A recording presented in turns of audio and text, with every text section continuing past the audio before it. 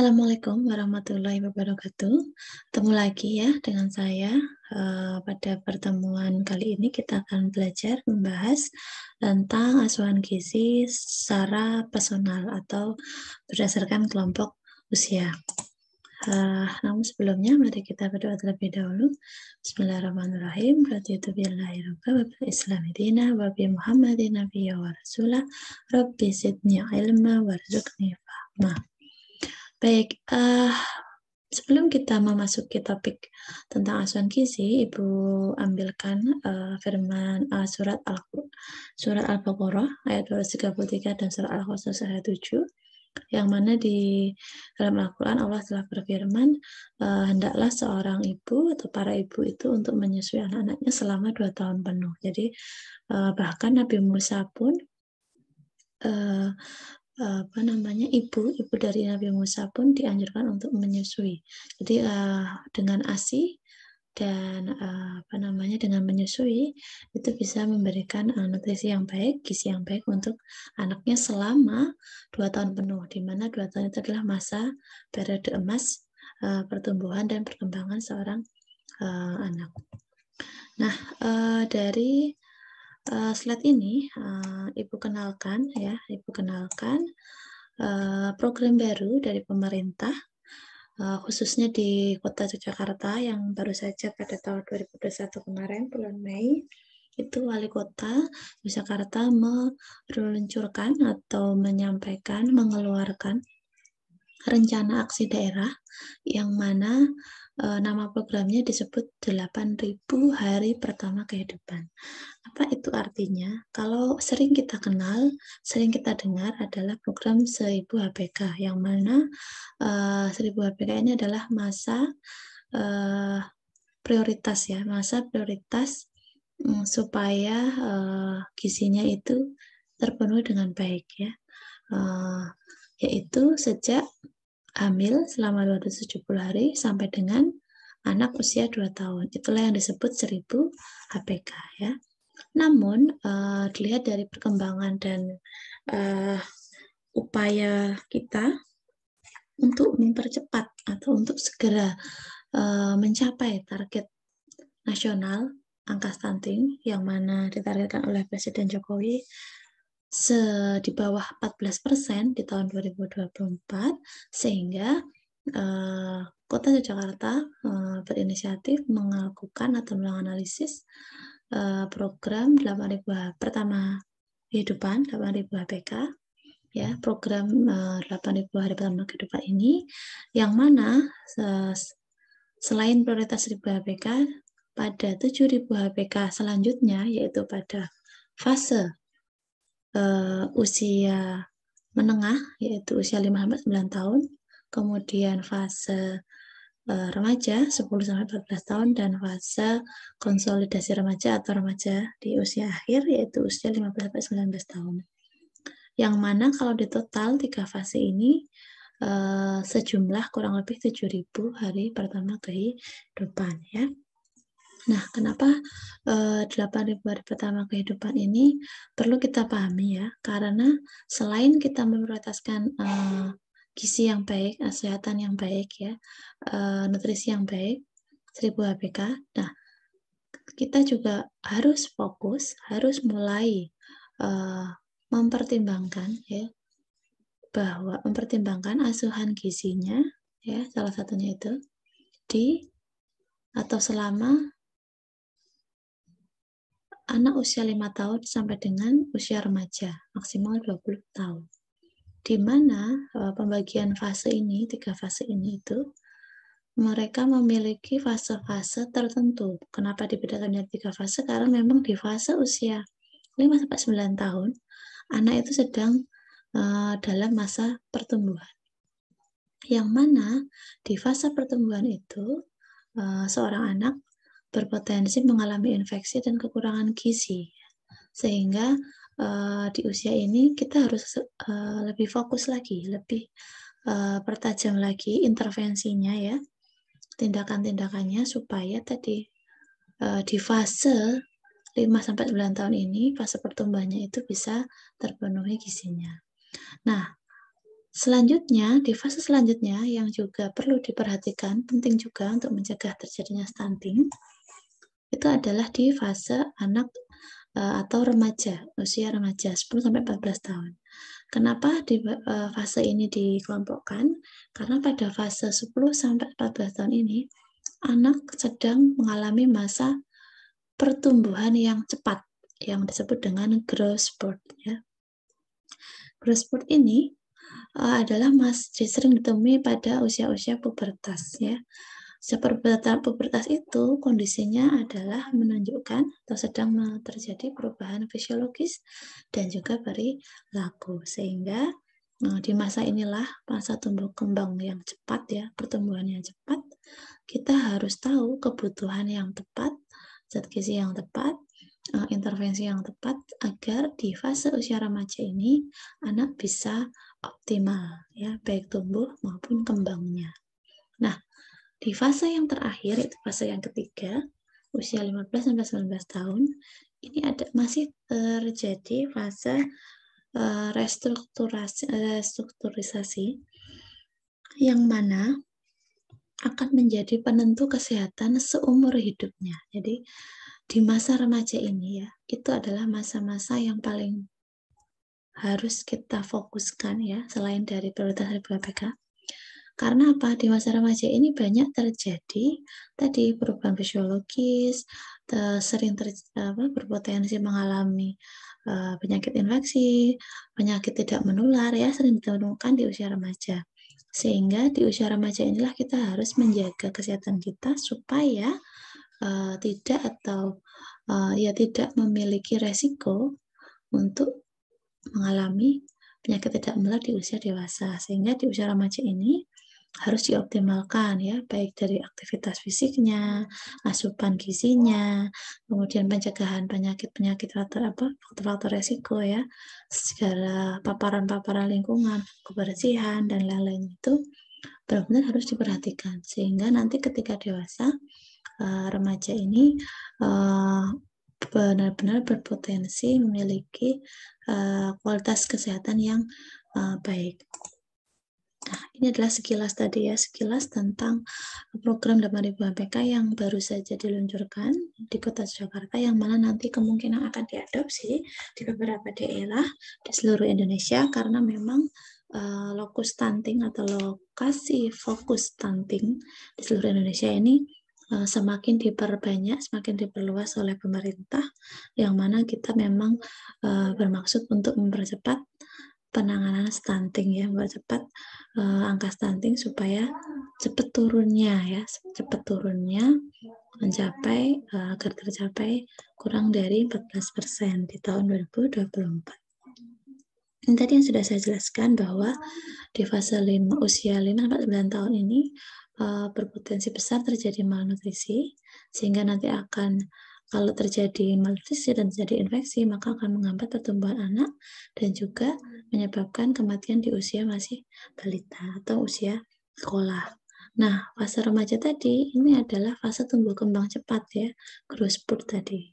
Kalau dietnya bagus, kesehatannya baik, jarang sakit, aktivitas fisiknya juga cukup, itu juga akan berpotensi juga menjadikan kesehatan remaja di usia ini bisa optimal. Nah, di usia terakhir, di usia remaja akhir, ini menjadi faktor-faktor harus memperhatikan faktor-faktor terkait psikisnya, ya, emosi, kemudian faktor lingkungan sosial, itu, ya, itu akan mempengaruhi kematangan di usia remaja akhir ini, sehingga faktor stres, ya, faktor kesehatan itu bisa saling bersinergi, ya. Harapannya tadi remaja yang bisa memanajemen stresnya dengan baik, remaja yang tinggal di lingkungan sosial yang baik, tinggal di lingkungan yang menjaga kebersihannya, ya, yang peduli terhadap kesehatan, menjaga pola makan, gitu juga akan harapannya remaja ini bisa memiliki kualitas kesehatan yang baik, sehingga tadi 8.000 HPK ini perlu kita pahami secara keseluruhan dari semenjak ibu hamil, kemudian bayi usia 1 tahun, kemudian balita ya, usia 5 tahun, kemudian remaja awal yaitu usia 10-14 tahun, kemudian remaja akhir 15-16 tahun. Ya, siklus ini akan terus berjalan karena apa? Memang intervensi ini harus berjalan di setiap tahapan siklus kelompok usia ya. Nah, ini adalah gambaran berat badan normal, tinggi badan normal pada balita ya, pada bayi yang baru saja dilahirkan ya. Kemudian ini juga tinggi badan atau panjang badan yang memang menggambarkan bahwa kalau pertumbuhan setiap tahunnya itu bertambah ya, bertambah sekian sentimeter, harapannya anak tersebut tidak ada indikasi mengalami stunting ya. Nah, tujuannya apa? Kalau kita memenuhi kebutuhan energi pada bayi balita, ya harapannya kita bisa memberikan, mengoptimalkan pertumbuhannya ya. Kemudian kita bisa mendukung anak sekolah untuk melakukan aktivitas fisiknya, bisa memelihara dan menjaga dari penyakit. Sehingga kalau secara asuhan gizinya kita akan mempertimbangkan terkait kebutuhan energi, protein, lemak, karbohidrat, dan juga serat gitu ya, terutama serat ya, air dan zat besi gitu ya. Kemudian vitamin yang bisa mengoptimalkan tumbuh kembang balita. Ini adalah tabel menurut angka kecukupan gizi tahun 2019 untuk balita yang mana dikelompokkan untuk kelompok usia 1-3 tahun dan 4-6 tahun. Ya, harapannya nanti mereka memenuhi kebutuhannya energi, protein, lemak, karbohidrat, serat, dan air seperti ini ya. Standarnya seperti ini, kurang lebihnya seperti ini ya. Kemudian apa sih peran mikro gizi ya? Mikro zat gizi mikro. Zat gizi mikro untuk mereka usia-usia balita ya. Sebenarnya kalau untuk Fe, yodium, zinc, dan tiamin ini memang tidak bisa kita dapatkan secara terpisah. Biasanya bisa didapatkan dari berbagai macam aneka ragam makanan ya. Sehingga harapannya dengan mengonsumsi makanan-makanan yang beraneka ragam dan bergizi seimbang, kebutuhan zat makro tadi karbohidrat, protein, lemak, dan juga kebutuhan mikro, contohnya adalah zat besi atau Fe, yodium, zinc, dan tiamin, itu bisa terpenuhi dengan baik. Dampaknya apa jika zat gizi mikro ini mengalami defisiensi atau kekurangan pada balita sejak kecil ya pasti akan berdampak ke ini. Kalau kekurangan zat besi maka dia akan berpotensi mengalami defisiensi zat besi. Kalau kekurangan jodium ya nanti dia akan mengalami resiko atau beresiko kecerdasannya akan menurun ya, tingkat kecerdasannya akan menurun atau juga akan mengalami kretinisme tadi, mengalami pendek di usia reproduktif tadi. Kemudian untuk zinc itu juga berpotensi juga untuk mengoptimalkan struktur dan fungsi otak ya, sehingga zinc ini penting supaya perkembangan otaknya bagus, nutrisinya juga terpenuhi. Tiamin juga penting untuk perkembangan dan fungsi otak ya, karena dia akan membantu fungsi kerja dari sinaps atau sistem saraf ya, sehingga vitamin seperti ini, vitamin B1 ya, kemudian vitamin B12, Fe, yodium, zinc, dan lainnya ini harapannya bisa terpenuhi di usia bayi dan balita. Ini adalah salah satu cara atau pengelompokan ya kategori menentukan status gizi bayi, yang mana kita menggunakan indikator berat badan menurut umur, tinggi badan menurut umur, berat badan menurut tinggi badan atau panjang badan, dan juga IMT menurut umur ya. Sedangkan untuk remaja kita menggunakan indikatornya IMT per jadi usia 5-18 tahun. Yang mana kategorinya adalah gizi buruk, gizi kurang, gizi baik, gizi lebih, dan obesitas ya. Kemudian untuk ibu yang menyusui kita memerlukan atau perlu memperhatikan ya kualitas ASI-nya ya, kualitas ASI pada ibu hamil, yang mana pemberiannya itu dikatakan eksklusif jika diberikan full selama 6 bulan ya. Sedangkan untuk bayi dengan kondisi tertentu dikatakan eksklusif jika konsumsinya 4 bulan, mengkonsumsi ASI-nya full selama 4 bulan ya. Tentu dengan kondisi-kondisi perhatikan kondisi balitanya ya.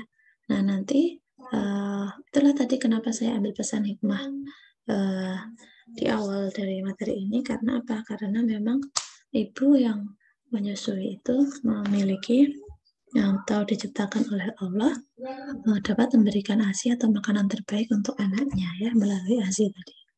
Yang mana memang dengan memberikan ASI manfaatnya itu jadi lebih besar baik untuk bayi maupun ibunya. Nah, ASI sendiri juga memiliki kemampuan imunitas atau menjaga supaya bayi atau balita itu bebas dari atau terhindar dari penyakit infeksi menular ya, karena memang di ASI itu kandungan antibodinya cukup tinggi, imunoglobulinnya cukup tinggi.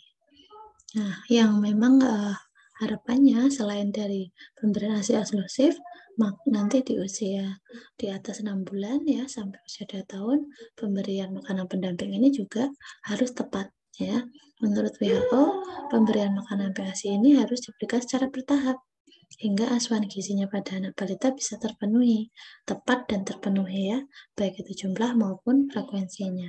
Di sini kita bedakan tekstur pemberian makanannya, lumat, kecil, dipotong-potong, atau setelah 2 tahun bisa mengkonsumsi seperti makanan keluarga. Dengan catatan, ASI ini tetap diberikan dari 0 bulan sampai 24 bulan.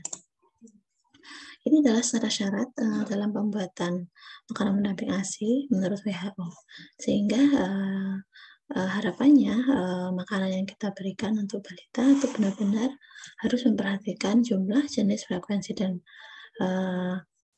saat pemberiannya ya. Karena memang tidak boleh ada intervensi apapun, jadi tidak boleh ada paksaan dan juga tidak ada gangguan apapun seperti HP ataupun main ataupun makan sambil main gitu ya, atau sambil lihat TV gitu. Dan diharapkan makanan tersebut aman, bersih ya, penjamah makanannya juga memperhatikan higienis, alat makannya juga bersih, sudah dicuci dan bebas kontaminasi. Dan yang paling penting, MPASI ini diberikan tepat di usia 6 bulan, tidak lebih awal, bukan 0 bulan ya, tapi lebih tepatnya diberikan usia 6 bulan, karena di saat itulah bayi sudah siap dan memang membutuhkan MPASI, selain dari ASI dari ibunya. Ini adalah kebutuhan gizi yang tadi saya jelaskan bahwa bayi, anak, dan dewasa kita akan penuhi kebutuhannya berdasarkan zat gizi makro, protein, lemak, dan karbohidrat. Kalau untuk bayi, biasanya persentasenya adalah 5% ya. Untuk bayi, persentasenya protein 5%, kalau lemaknya itu harus lebih besar, yaitu 55%, dan karbohidrat sebanyak 40%. Lemaknya lebih besar pada bayi karena memang fungsinya banyak, sangat dibutuhkan untuk bayi usia sampai usia 1 tahun. Lemak ini dibutuhkan untuk membantu meningkatkan atau mengoptimalkan baik itu nutrisi untuk otak, untuk kerja saraf ya, kerja sistem saraf, dan juga untuk mengganti energi ya. Karena bayi yang usia 1 tahun itu walaupun diam tampaknya tidur terus, tapi dia membutuhkan energi yang besar sehingga asupan lemaknya harus diperbesar atau ditingkatkan.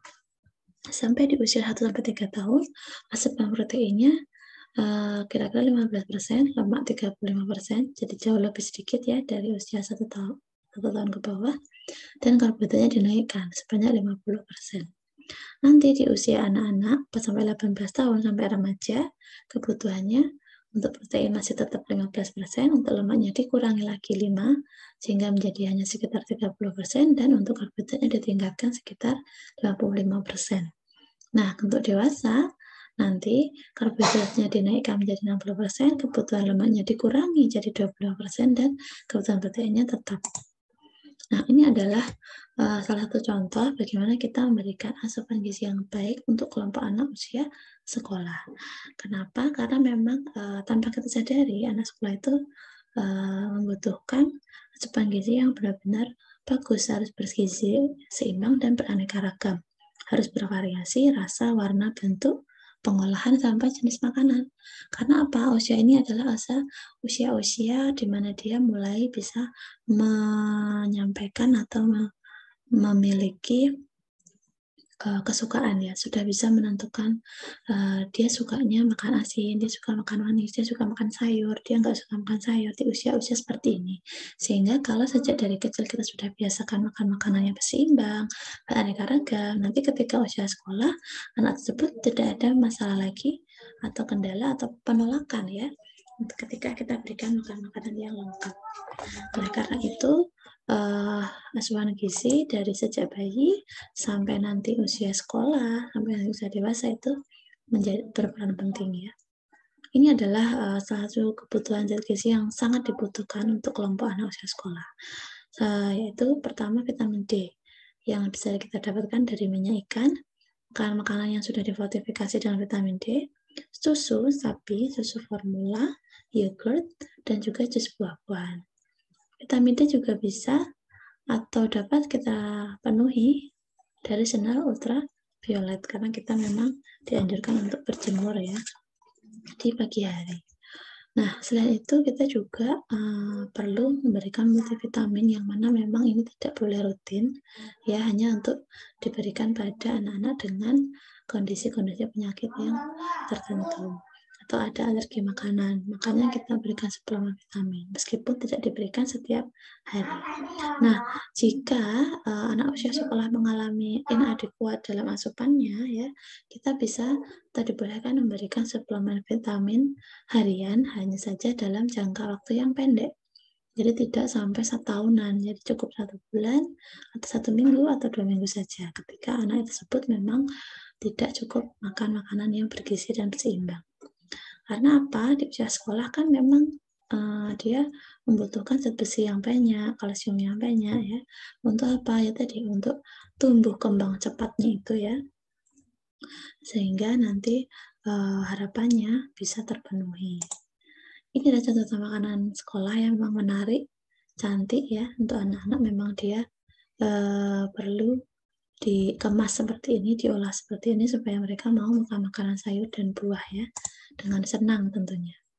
Nah, memasuki di usia dewasa, kelompok usia dewasa, asuhan gizinya berbeda lagi. Kenapa? Karena memang di usia dewasa ini sebenarnya sudah tidak ada lagi masa pertumbuhan. Di masa usia 20-30 itu masa kita sudah mulai berhenti tinggi badan ya, sehingga masa pertumbuhannya sudah berhenti, sehingga pentingnya makanan ini hanyalah untuk mempertahankan supaya status gizi kita tetap baik, tetap ideal. Nah, kalau di usia dewasa ternyata status gizi kita kurang ya, kita akan mengkonsumsi makanan-makanan tertentu yang tinggi kalori, yang memang sudah kita pilihkan, yang sehat tetapi tinggi kalori, hingga berat badan tetap bisa naik. Sedangkan untuk usia dewasa dengan status gizi yang sudah lebih atau obes, kita akan mengatur pola makannya supaya makanan yang rendah kalori dan tinggi serat itu diutamakan untuk dikonsumsi, sehingga berat badan ideal bisa segera tercapai. Karena apa? Memang di usia dewasa ini kita harus benar-benar mencapai status gizi yang ideal. Karena dengan status gizi ideal, berat badan yang sesuai dengan usia kita ya, itu bisa meminimalkan terjadinya penyakit tidak menular di usia lansia nanti ya, atau di usia dewasa lanjut. Itulah kenapa di sini kita sampaikan standar ya, angka kecukupan gizi untuk laki-laki yang berusia dewasa ya, khususnya untuk kebutuhan makro, gizi makro dengan kelompok usia yang sudah saya tentukan. Untuk laki-laki di usia dewasa adalah usia ini 19 tahun ke atas sampai 49 tahun dengan kebutuhan kalorinya sekitar 2.700 sampai 2.600. Sedangkan untuk perempuan kebutuhan gizinya kalau sudah dewasa biasanya ini sekitar 2.250 sampai 2.150. Ya, gimana nanti di usia dewasa atau produktif ketika hamil kebutuhan kalorinya akan kita tambahkan sesuai trimester yang dialami.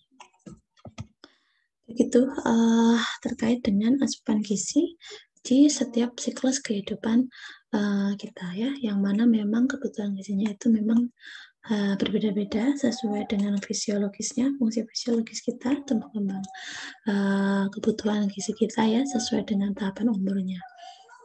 Oleh karena itu, kita harapannya bisa memenuhi kebutuhan gizi yang tepat sesuai dengan tahapan usia siklus kehidupan kita ya. Kalau sudah tepat, baik ya, harapannya nanti kita kualitas hidup kita jadi lebih baik ya, terhindar dari segala macam penyakit dan hidup dengan bahagia. Baik, mungkin itu dari saya. Nanti referensi bisa dibaca. Saya rasa cukup. Kalau ada pertanyaan bisa disampaikan di kolom komentar karena memang aksesnya memang terbatas, sehingga harapannya kita bisa diskusi di kolom komentar tersebut. Terima kasih atas perhatiannya. Semoga ilmunya bermanfaat. Saya cukupkan. Wassalamualaikum warahmatullahi wabarakatuh. Dan kita akhiri dengan doa sudah belajar. Alhamdulillah. Allahumma arinal haqqa haqqa warzuqna tinaba wa arinal batila batila warzuqna tinaba. Wassalamualaikum warahmatullahi wabarakatuh.